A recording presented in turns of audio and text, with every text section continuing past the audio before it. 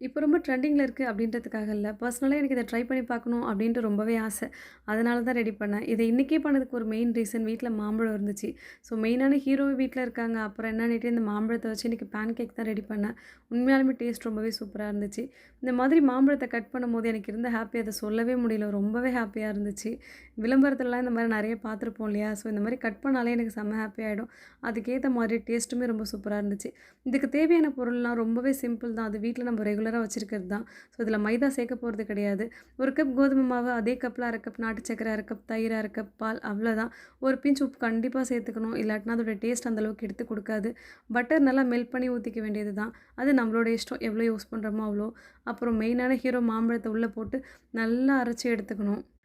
இத கையாலே மிக்ஸ் பண்ண முடியும் அப்படின்னு நினைக்கிறவங்க கண்டிப்பா ட்ரை பண்ணி பாருங்க. ஏன்னா என்னால முடியல. அதனால எல்லாத்தையுமே ஜார்ல போட்டு நல்லா அரைச்சு எடுத்துக்கிட்டேன். ஒரு 10 டூ 15 மினிட்ஸ் அப்படியே ரெஸ்ட்ல விட்டுட்டு அதுக்கப்புறம் தவால நமக்கு தேவையான ஷேப்ல ஊத்தி ஒரு மூடி போட்டு வேக வச்சுருங்க. அப்பப்போ திருப்பி விடும்போது கொஞ்சம் பட்டர் ஆட் பண்ணிக்கலாம். நிஜமாலுமே டேஸ்ட் ரொம்பவே சூப்பரா இருந்துச்சு. இது எல்லாருமே சொன்ன அதே மெத்தட் நான் யூஸ் பண்ணல. எனக்கு எப்படி தோணுச்சோ அந்த மாதிரி தான் பண்ணேன். உண்மையாலுமே டேஸ்ட் ரொம்பவே சூப்பரா இருந்துச்சு. கண்டிப்பா நீங்களும் ட்ரை பண்ணி பாருங்க.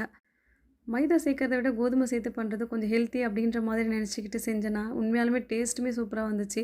என்னதான் இருந்தாலும் மைதாவ ரீப்ளேஸ் பண்ணுறது கொஞ்சம் கஷ்டம் தான் இல்லையா?